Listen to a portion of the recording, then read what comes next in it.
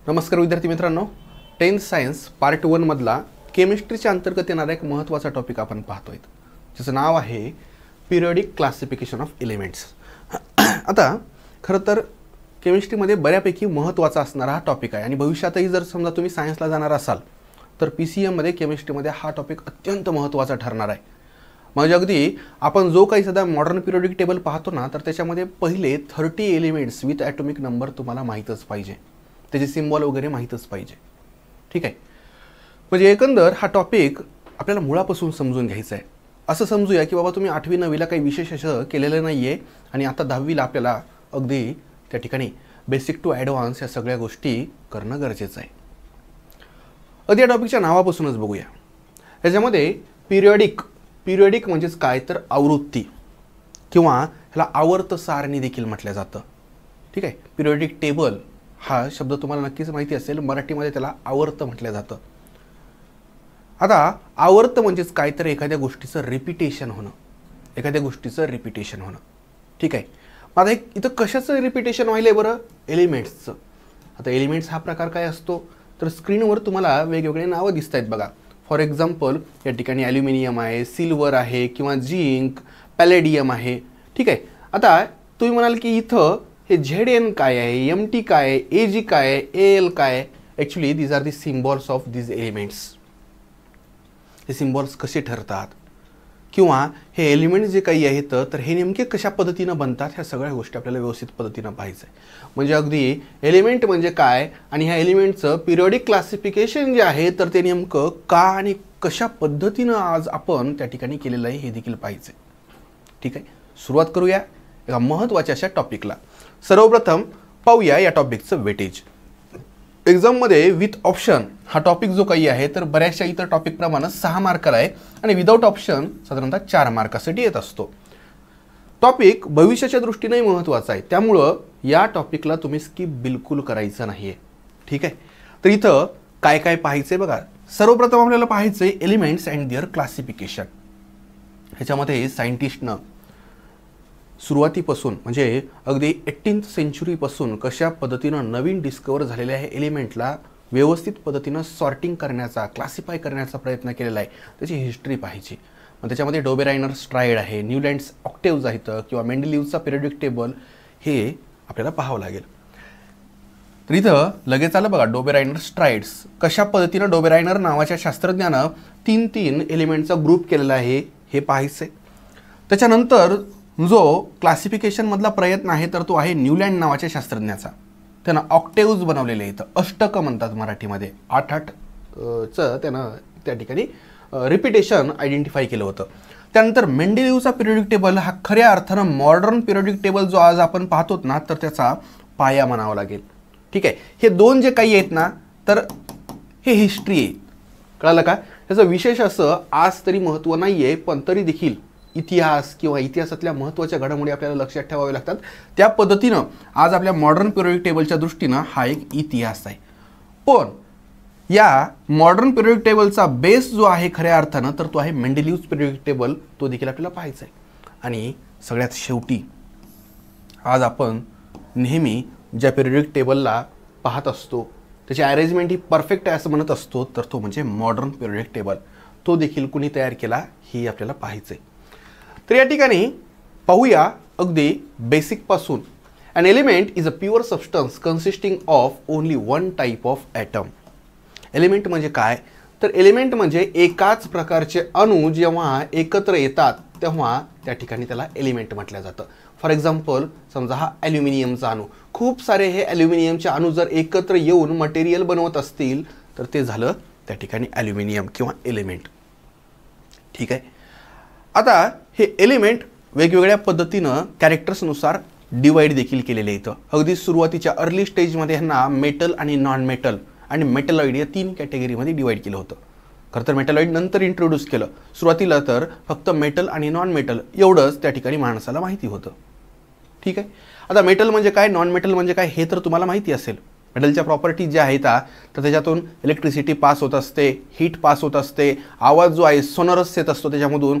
ठीक आहे, नॉन मेटलमधून ह्या अशा कोणत्याही गोष्टी शक्यतो होत नाहीत। मेटलचा मेल्टिंग पॉईंट, बॉइलिंग पॉईंट हा जास्त असतो। उलट नॉन मेटल जो आहे तर ते तुलनेनं त्याचा melting point boiling point generally कमी असतो. एक्सेप्शन्स आहेत त्याला. आज जर पाहायचं झालं तर आज 118 एलिमेंट आपल्याला माहिती येतं, ठीक आहे. पण जर आपण त्या ठिकाणी 18व्या शतकाचा किंवा इसवी सन 1800चा जर विचार केला तर त्यावेळेस फक्त 30 एलिमेंट होते. मग हे नवीन जे एलिमेंट आहेत तर हे त्यावेळेस अर्थवर नव्हते का? हे त्यावेळेसही अर्थवर होते मित्रांनो, फक्त आपल्याला डिस्कवर झाले नव्हते. आपण बऱ्याच वेळेस म्हणतो की एखाद्या नवीन प्लॅनेटचा शास्त्रज्ञांनी शोध लावला म्हणजे काय ते आधी नव्हतं का तिथं? अरे ते तिथंच होता आधी, फक्त आपल्याला तो माहिती नव्हता. तसंच हे 118 एलिमेंट आधीपासूनच अर्थवर येतं, फक्त आपल्याला ते माहिती नव्हते. आपल्याला त्यावेळेस फक्त 30च एलिमेंट माहिती होते, ठीक आहे. त्याच्यानंतर to is the study of such large number of elements scientist started to classifying elements based on their properties. बघा, वस्तू जेव्हा लिमिटेड असतात तेव्हा आपल्याला क्लासिफिकेशन किंवा सॉर्टिंग करण्याची गरज पडत नाही. समजा आपण एखाद्या रूममध्ये राहिलो, 3-4च वस्तू आहेत, कशाला सॉर्टिंग करायची? डोळ्यासमोरच आहेत, लगेच त्या ठिकाणी तुम्हाला आयडेंटिफाय होतात.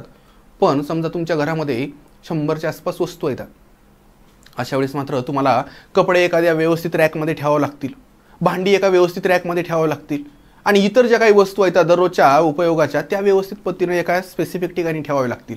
हे सगळंच तुम्ही जर ढिगारा घालून जर बसलात तर जेव्हा तुम्हाला गरज पडते ना तेव्हा मात्र तुम्हाला घरच्यांचा मार खायची वेळ पडू शकते, कारण आवश्यक ती वस्तू तुम्हाला ऐन वेळेस भेटणार नाही. शास्त्रज्ञांनी देखील तेच केलं. सुरुवातीला ती गरज पडली नाही, पण जसं एलिमेंटची संख्या वाढत गेली तेव्हा मात्र ह्या व्यवस्थित सॉर्टिंगची क्लासिफिकेशनची गरज पडत गेली. Initially elements were classified into 3 groups, metal, non metal and metalloid. Metalloid म्हणजे काय असतात तर मेटल आणि नॉन मेटल या दोघांचेही प्रॉपर्टीज दाखवणारे जे असतात तर ते मेटलॉइड, ठीक आहे. म्हणजे एकंदर ते दोघांचं एक कॉम्बिनेशन असतं असं आपण म्हणू शकतो. As the knowledge about elements and their properties went on increasing, different scientists started trying out the different methods of classification. म्हणजे बघा, पॅरलली 2 गोष्टी होत होत्या. नवीन एलिमेंट डिस्कवर होणं हेही चालूच होतं, आणि या आहे त्या एलिमेंट्सची म्हणजे साधारणतः 118 एलिमेंट्सची जी आपल्याला ओळख झालेली आहे तर त्याला क्लासिफाय करण्याचे प्रयत्न देखील चालू होते. हा 118 जो आकडा दिसतोय हा काय अंतिम नाही आहे मित्रांनो, वाढत जाणार आहे, निश्चित वाढत जाणार आहे. बरेचसे नॅचरल एलिमेंट्स आहेत, इव्हन माणूस आता आर्टिफिशियली देखील एलिमेंट लॅबमध्ये बनवलेत. कळलं का? बरेचसे एलिमेंट्स आपण लॅबमध्ये बनवलेत. म्हणजे एकंदर विज्ञानामध्ये स्थिर असं काहीही नाही आहे. हा प्रवाह जो काही आहे संशोधनाचा हा चालूच राहणार आहे. हा 118 आकडा कदाचित 150 होईल काही वर्षांनी, पण हे जे काही क्लासिफिकेशन आज आपण केलेलं आहे तर ते बऱ्यापैकी सक्सेसफुल झालेलं आहे. याचा अर्थ मॉडर्न पिरियडिक टेबल हा कायमस्वरूपीच त्या ठिकाणी आपण वापरत ठेवूया असं बिलकुल नाही आहे. एक लक्षात घ्या, विज्ञानामध्ये शाश्वत असं काहीही नाही आहे. आज जी गोष्ट आज त्या ठिकाणी उदाहरणार्थ मेंडेलिव्हनं पिरियडिक टेबल त्या ठिकाणी तयार केला, सगळ्यांनी एक्सेप्ट केला, सगळ्यांना वाटलं की वा वा खूप छान पिरियडिक टेबल आहे. मेंडेलिव्हच्या पिरियडिक टेबलमध्ये त्या ठिकाणी ज्या इनर्ट गॅसेस आहेत त्याच्यासाठी जागाच नव्हती. का बरं? कारण त्यांचा शोधच लागलेला नव्हता.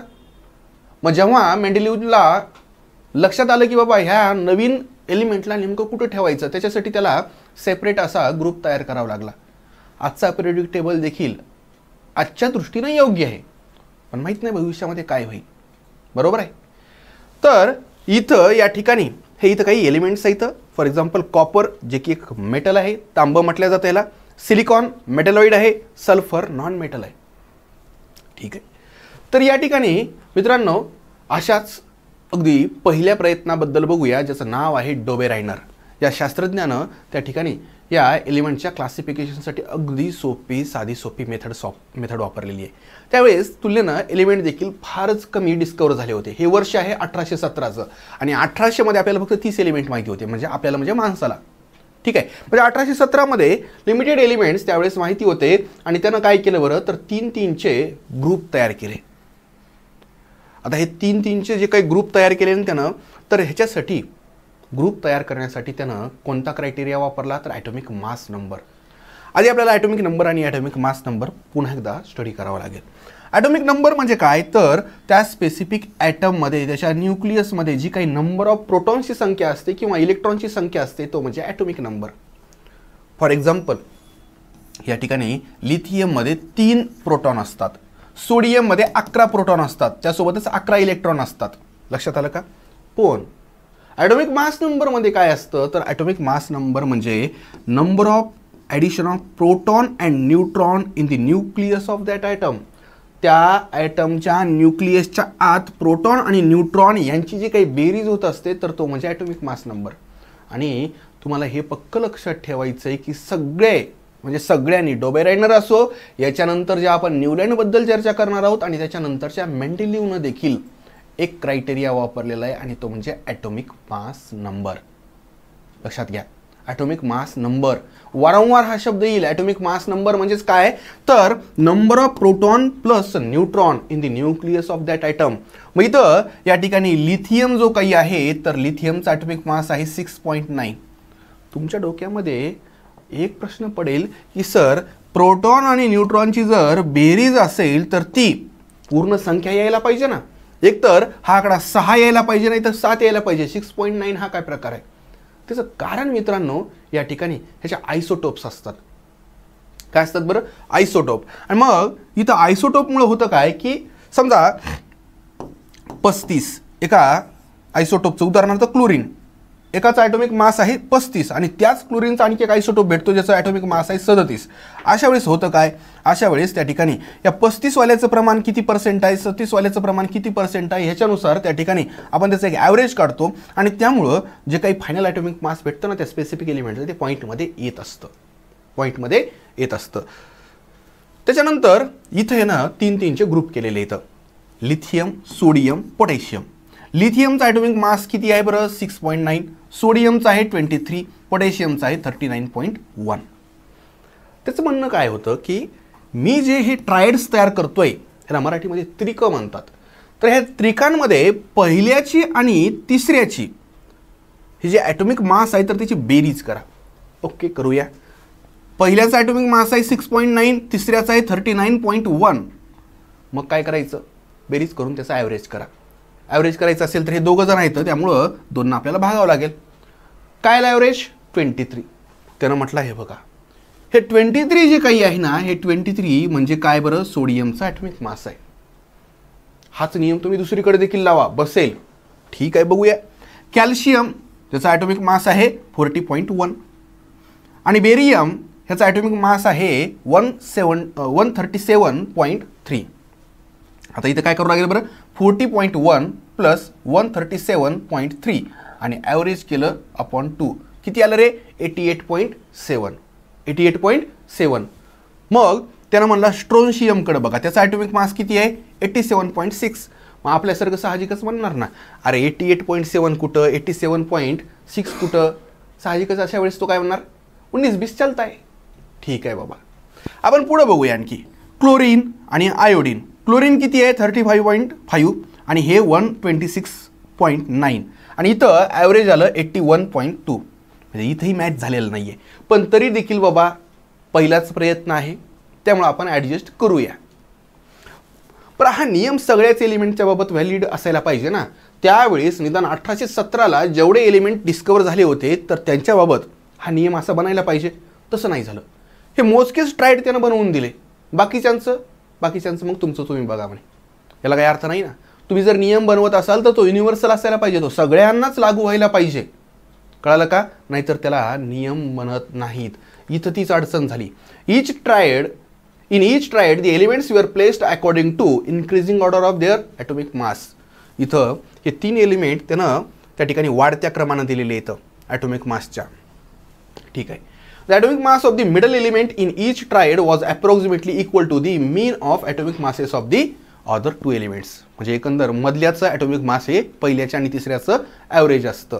आता इथं एक्झाम्पल म्हणून त्यानं मी जे तुम्हाला आत्ताच एक्सप्लेन केले ना तर ते दिले कशा पद्धतीनं त्याचे इतर ट्रायड होते. For example calcium, strontium, barium, chlorine, bromine, iodine. ठीक आहे, इथं आहेत बघा. पण ह्याचं लिमिट काय होतं, ह्याचं लिमिटेशन होतं ना, खूप मोठं लिमिटेशन होतं.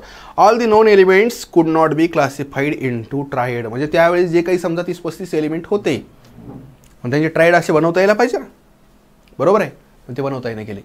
काही एलिमेंट बनवत होते आम्ही हा तुझा रूल फॉलो करणार नाहीत. पण तरी देखील एक चांगला प्रयत्न, पहिलाच प्रयत्न होता. त्यामुळं विज्ञानामध्ये याही प्रयत्नाचं खूप महत्त्वाचा असा वाटा आहे. त्याला कन्सिडर केलं जातं, आपल्या सिलेबसमध्ये देखील दिल्या जातं. ठीक आहे. म्हणजे इथं एकंदर तुम्हाला हे ट्रायड जे आहेत तर ते पाठच करावं लागतील. 3 हे जे काही ट्रायड आहेत तर ते लक्षात ठेवा. Lithium, sodium, potassium. दुसरं आहे कॅल्शियम, स्ट्रॉन्शियम, बेरियम. तिसरं आहे क्लोरीन, ब्रोमीन, आयोडीन. बाकी जास्त काही डिटेल लक्षात ठेवलं नाही तरी देखील चालेल, पण कशा पद्धतीनं क्लासिफाय केलं होतं हे मात्र तुम्हाला लक्षात ठेवावं लागेल. त्याच्यानंतर याच्यावरूनच आपण काही गोष्टी बघूया किती प्रमाणामध्ये समजल्यात. Dobereiner's triads are group of 3 elements with कसले होते रे हे? Same atomic number, similar chemical properties. तर हे जे आहेत तर ह्यांच्या केमिकल प्रॉपर्टीज सेम होत्या. कळलं का? तर हे तिघं कशामुळे बनवले तर कारण हे तिघं सेम केमिकल प्रॉपर्टीचे होते. बरोबर आहे. तुमच्या मनात हाही प्रश्न आलेला असेल ना की बाबा हे 3च का निवडले, हे दोघं आणि हा काय नाही निवडला? कारण त्यानं हे आयडेंटिफाय केलं होतं की या तिघांच्या केमिकल प्रॉपर्टीज सेम आहेत. म्हणजे इथं हा एक महत्त्वाचा मुद्दा आहे. ॲटॉमिक नंबर सेम होता का? नाही. कुणाचाच ॲटॉमिक नंबर सेम असूच शकत नाही. कार्बनचा ॲटॉमिक नंबर कार्बन सारखाच असणार, म्हणजे 6. त्याच्यानंतर 7 जर म्हटलं तर नायट्रोजन, त्याचा ॲटॉमिक नंबर कार्बन सारखा कधीच होऊ शकत नाही. ठीक आहे. ॲटॉमिक नंबर हा फिक्स असतो. Identify whether the following set of elements form A Döbereiner's triad. इथं या ठिकाणी मॅग्नेशियम, कॅल्शियम, स्ट्रॉन्शियम बघूया आपण. हे तिघं जण जे काही आहेत तर ते डोबेराइनसचा ट्रायड होऊ शकतो का? इथं हे काय करा 24.3 आणि तिसरं जे आहे तर हे म्हणजे 87.6 आणि ह्याचं करा बेरीज. हे किती झाले रे? 6 3 9 7 4 11 आणि हे 11. आता ह्याचं करावं लागेल आपल्याला ॲव्हरेज 111.9 अपॉन 2 म्हणजे 112 धरा. 112 अपॉन 2 म्हणजे हे झालं 56. हे किती झालं रे? 56. म्हणजे एकंदर कॅल्शियमचं ॲटॉमिक मास हे 56 असायला पाहिजे. म्हणजे एकंदर हे ट्रायड होऊ शकत नाही. ठीक आहे. 56 नाही तर नाही, निदान 55 57 त्या तरी रेंजमध्ये पाहिजे ना. पण 40 कुठं आणि 56 कुठं? कळलं का?